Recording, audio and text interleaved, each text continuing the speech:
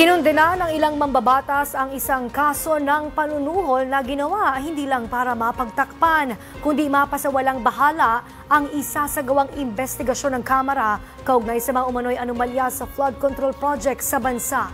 Ang detalye alamin natin sa report ni Earl Tobias, live mula sa Batasang Pambansa. Earl!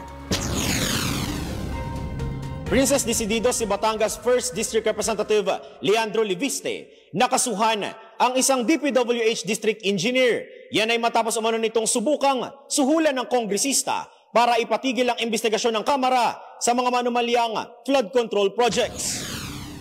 Nasa kustodiya na ngayon ng Batangas Police ang District Engineer at batay sa opisyal na ulat, tinangka umano nitong manuhol para hindi mausisa sa investigasyon ng Kamara ang flood control projects sa kanilang distrito.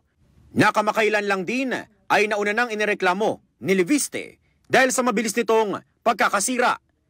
Mariinding binatikos ni House Human Rights Committee Chairperson Bienvenido Abante Jr. ang nagawang panunuhol ng District Engineer. Bakit kinakailangan pigilan at nakakaano naman na kanyang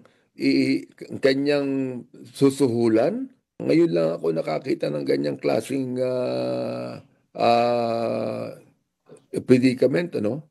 Talagang dapat hulihin yan, dapat i-charge na yan sa korte. Dapat talaga imbestigahan na yan. Paninindigan din ni Representative Abante, dapat paharapin ang umano'y manunuhol na district engineer sa investigasyon ng House Infra Committee sa mga alegasyon ng korupsyon sa likod ng flood control projects.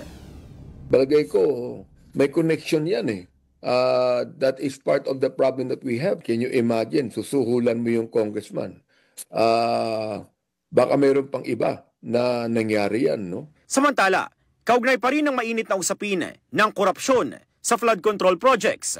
Hinahamon din ngayon ni Representative Abante si Baguio City Mayor Benji Magalong na makiparte sa investigasyon ng Kamara at direkta ng pangalanan ang mga sinasabi niyang mambabatas na kontratista. At nang sa ganun ay maisa-isa na itong mabusisi. Princess, diniin din ni Abante na pabor siya sa pagkakaroon ng isang hiwalay o independent body na mag-iimbestiga kung sakaling may madadawit talaga ng mga kongresista sa mga palpak na flood control projects. Yan daw ay para matiyak na walang kinikilingan pagdating sa paghahanap sa kanila ng pananagutan. Para sa totoong balita sa Bagong Pilipinas, Earl Tobias, Congress News. Maraming salamat, Earl Tobias.